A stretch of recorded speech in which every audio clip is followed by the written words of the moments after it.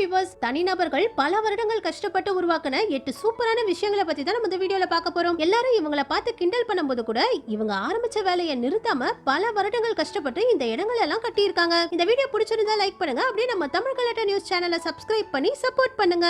நம்ம முதல்ல பார்க்க போறது சைமன் ரேடியோ. இத்தாலி நாட்டை சேர்ந்த சைமன் ரேடியோங்கிற இவரு 1887ல இத்தாலியில இருந்து ஒரு அகதியா அமெரிக்காவுக்கு வந்திருக்காரு. அமெரிக்கால உள்ள கலிபோர்னியாவுக்கு வந்து ஒரு அகதியா கஷ்டப்பட்டு இருக்கும் போது நிறைய அமெரிக்கன்ஸ் இவரை ரொம்பவும் மோசமா நடத்திருக்காங்க. நீ ஒரு அகதி தானே, எங்க நாட்டை விட்டு வெளியே போன்னு இவரை பல முறை அடிச்சு துரத்திருக்காங்க. இதனால ரொம்பவும் கஷ்டப்பட்டு நிறைய வேலைகளுக்கு போய் கொஞ்சம் கொஞ்சமா பணத்தை சேர்த்து இந்த இடத்தை வாங்கியிருக்காரு. இவரால இங்க வீடு கட்ட முடியலனாலும் தனி நபரா பல வருடங்கள் கஷ்டப்பட்டு வேஸ்டா கடந்த பொருட்களை வச்சு இந்த உயரமான டவர்களை கட்டியிருக்காரு. இவர் இந்த இடத்தை கட்டிட்டு இருக்கும் போது எல்லாரும் இவருக்கு பைத்தியம் பிடிச்சிருச்சுன்னு கூட சொல்ல ஆரம்பிச்சிருக்காங்க. ஆனாலும் இவரு இந்த மிகப்பெரிய டவர்களை கட்டி முடிச்சு ஃபேமஸ் ஆகாம இருந்த இந்த இடத்தை ஒரு சுற்றுலா தலமாவே மாத்திட்டாரு. உடைஞ்சு போன கண்ணாடி பாட்டில்கள், குப்பையில கிடந்த அலுமினியம் கேன்கள், வேஸ்டா கிடந்த இரும்பு கம்பிகள் எல்லாம் வச்சு இப்படி ஒரு இடத்தை உருவாக்கி இருக்காரு. இதே கலிபோர்னியால சால்வேஷன் மவுண்டன்ங்கிற இந்த இடமும் இருக்குது. இது ஆரம்பத்துல ஒரு மிலிட்டரி பேஸா இருந்திருக்கு. ராணுவம் இந்த இடத்தை விட்டு போனதுக்கு அப்புறம் சிட்டில வாடகை கொடுத்து வாழ முடியாத ஏழை மக்கள் இந்த பகுதியில வந்து ஃப்ரீயா வாழ ஆரம்பிச்சிருக்காங்க.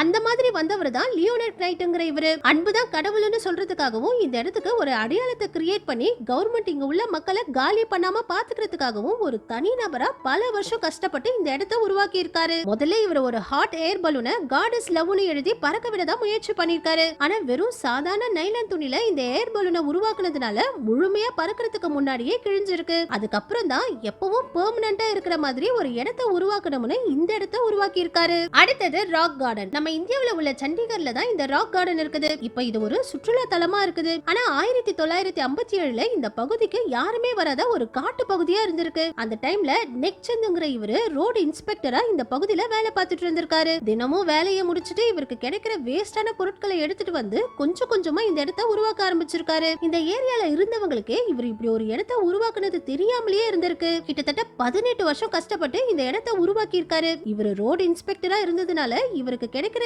எல்லா வேஸ்ட் பொருட்களையும் எடுத்துட்டு வந்து இப்படி ஒரு பெரிய கார்டனையே உருவாக்கி இருக்காரு. இந்த பகுதியில தண்ணீர் வராத நேரத்துல இந்த அழகான ஆர்ச்சுகளை கட்டி தண்ணீர் வரும்போது இப்படி அழகா கொட்டுற மாதிரி பிளான் பண்ணி இந்த இடத்தை உருவாக்கி இருக்காரு. அதுவும் இது கவர்மெண்டோடைய இடம். கவர்மெண்டோடைய 12 ஏக்கர் இடத்துல எந்த விதமான அனுமதியையும் வாங்காம இதெல்லாம் கட்டி இருக்காரு. இந்த விஷயம் கவர்மெண்ட்டுக்கு தெரிய வந்த உடனே கவர்மெண்ட் ஆபீசர்களே இந்த இடத்தை வந்து பார்த்துட்டு இவரு கஷ்டப்பட்டு உருவாக்கின இந்த சிலைகள் எல்லாம் இடிச்சு தள்ள மனசு இல்லாம இத ஒரு கார்டனாவே மாத்திட்டாங்க. அந்த அளவுக்கு இவர் இந்த எல்லா விஷயங்களையும் கஷ்டப்பட்டு சூப்பரா உருவாக்கி இருக்காரு. அடுத்தது தண்டர் மவுண்டன். அமெரிக்கால உள்ள நிவேடால தான் இந்த தண்டர் மவுண்டன் இருக்குது. 1969ல இந்த பகுதிக்கு வந்து வாழ்ந்த பிராங்க்ங்கிற இவரு தனி நபரா இந்த இடத்தை உருவாக்கி இருக்காரு. வேர்ல்டு வார் 2 டைம்ல அமெரிக்கன் ராணுவத்துல இருந்து எதிரி நாடுகளோட சண்டை போட்ட இவரு போர் முடிஞ்சதுக்கு அப்புறம் ஒரு அமைதியான வாழ்க்கையை வாழணும்னு இந்த வண்டியை எடுத்துக்கிட்டு நிறைய இடங்களுக்கு டிராவல் பண்ணிருக்காரு. இந்த வண்டியும் இவர் ராணுவத்துல இருக்கும்போது ஆம்புலன்ஸா பயன்படுத்தின வண்டி தான். எல்லா இடங்களுக்கும் டிராவல் பண்ணும்போது இந்த இடத்துல வந்து இவருடைய வண்டி ரிப்பேர் ஆகி நின்று இருக்கு. உடனே இந்த இடத்திலேயே தங்க ஆரம்பிச்சு இந்த இடத்தையே இவருடைய அடையாளமா மாத்தி இருக்காரு.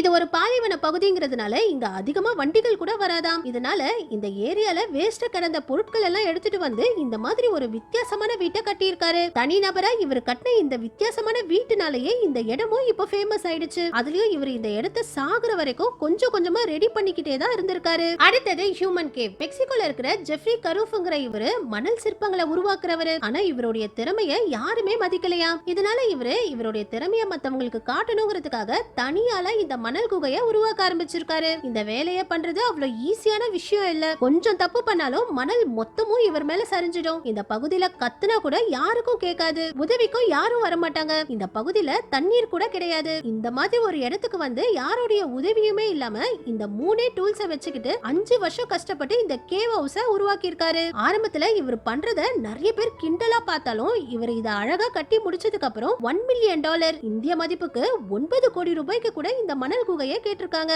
அந்த அளவுக்கு இவர் தனியால இந்த மணல் குகையை சூப்பரா உருவாக்கி இருக்காரு. அடுத்தது அண்டர் கிரவுண்ட் கார்டன். கலிபோர்னியால இருந்த மதுசோரிங்கிற இவரு 1906ல இந்த அண்டர் கிரவுண்ட் கார்டனை உருவாக்குனாரு. இவரும் வெளிநாட்டுல இருந்து அமெரிக்காவுக்கு அகதியா வந்தவர் தான். இவர் வந்த டைம்ல இந்த பகுதியில இருந்த அதிகமான வெயில்னால இங்க எந்த விதமான மரங்களுமே வளராம இருந்திருக்கு. இதனால இந்த பகுதியில இருந்த இடமும் ரொம்ப சீப்பா வித்திருக்கு. இந்த இடத்துல எதுவுமே விளையாதுன்னு எல்லாரும் இங்க இருக்கிற நிலத்தை சீப்பா வித்துட்டு இருக்கும்போது கஷ்டப்பட்டு நிலத்தடி சுரங்கத்துல வேலை பார்த்து அதுல கிடைச்ச பணத்தை வச்சு 40 ஏக்கர் நிலத்தை வாங்கியிருக்காரு. இவர் இந்த நிலத்தை வாங்கும்போது எல்லாருமே இவரை ஒரு முட்டாளன்னு தான் நினைச்சிருந்திருக்காங்க. ஆனா இவர் இந்த இடத்துல ஒரு அண்டர் கிரவுண்ட் கார்டனையே உருவாக்கி இருக்காரு. தனியால யாருடைய உதவியுமே இல்லாம கொஞ்சம் கொஞ்சமா இந்த இடத்தை பிளான் பண்ணி இவருக்கான வீட்டையும் தோட்டத்தையும் மண்ணுக்கடியில கட்டியிருக்காரு. இங்க எலுமிச்சை, திராட்சைன்னு நிறைய மரங்களை வளர்த்து எதுக்கும் உதவாதுன்னு நினைச்ச இந்த இடத்தை சூப்பரா மாத்திருக்காரு. இதே மாதிரி சைனாவுல இருக்கிற டிக்கென்யானுங்கிற கிராமத்துல எல்லா வீடுகளுமே இப்படி அண்டர் கிரவுண்ட்ல தான் இருக்குது. இங்க எல்லாமே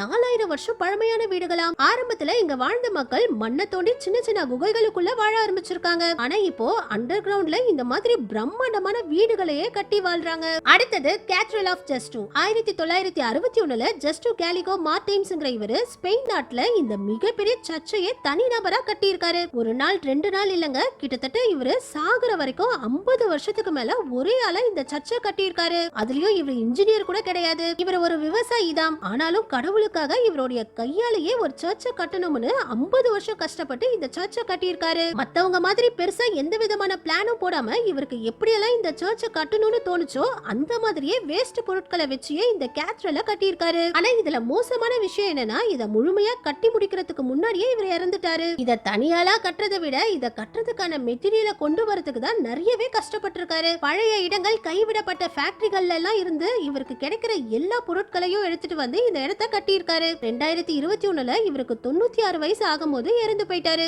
இறந்து போறதுக்கு ஒரு நாளைக்கு முன்னாடி வரைக்கும் கூட இந்த இடத்தை கட்டிட்டு தான் போய் படுத்திருக்காரு. அடுத்தது ஃபெர்டினண்ட் சாவல். பிரான்ஸ் நாட்டுல இருக்கிற ஹவுட்ரிவைஸ்ங்கிற இந்த சின்ன கிராமத்துல தான் இந்த சூப்பரான ஸ்டோன் பேலஸ் இருக்குது. ஜோசப் ஃபேனிவட் சாவல்ங்கிற இவரு தான் 30 வருஷம் கஷ்டப்பட்டு இந்த ஸ்டோன் பேலஸ உருவாக்கி இருக்காரு. இந்த சின்ன இடத்துக்குள்ள 10,000க்கும் அதிகமான ஸ்கல்ப்சர்களை உருவாக்கி இருக்காரு. இவர் ஒரு போஸ்ட்மேனா தான் வேலை பார்த்திருக்காரு. இவர் லெட்டர்களை டெலிவரி பண்ண போகும்போது இந்த பகுதியில இருந்த இந்த கற்களை பார்த்திருக்காரு. இந்த கற்களை வச்சு சின்னதா ஒரு இடத்தை கட்டணும்னு ஆரம்பிச்ச இவரு அதுக்கப்புறம் நிறுத்தாம சாகுற வரைக்கும் இந்த ஸ்டோன் பேலஸுக்குள்ள ஏதாவது ஒரு வேலையை செஞ்சுக்கிட்டே இருந்திருக்காரு. இவர் போஸ்ட் ஆபீசரா இருந்ததுனால போஸ்ட் கார்டுகள்ல வர நிறைய கட்டிடங்களை பார்த்துதான் நம்மளும் இந்த மாதிரி ஏதாவது ஒரு வித்தியாசமான கட்டிடத்தை கட்டணும்னு இந்த ஸ்டோன் பேலஸா கட்டியிருக்காரு. நம்ம கடைசியா பார்க்க போறது தஷ்ரத் மன்ஷிஹி. நம்ம இந்தியாவுல உள்ள பீகார்ல இருக்கிற காலர்ங்கிற கிராமத்துல தான் இவர் பிறந்திருக்காரு. இவங்க கிராமம் இந்த மலையோடைய அடிவாரத்துல இருந்ததுனால எல்லா விஷயங்களுக்கும் இந்த மலை மேல ஏறி தான் போக வேண்டியதா இருந்திருக்கு. ஒரு நாள் இவருடைய மனைவிக்கு அடிபட்டு ரத்தம் போயிட்டு இருக்கும்போது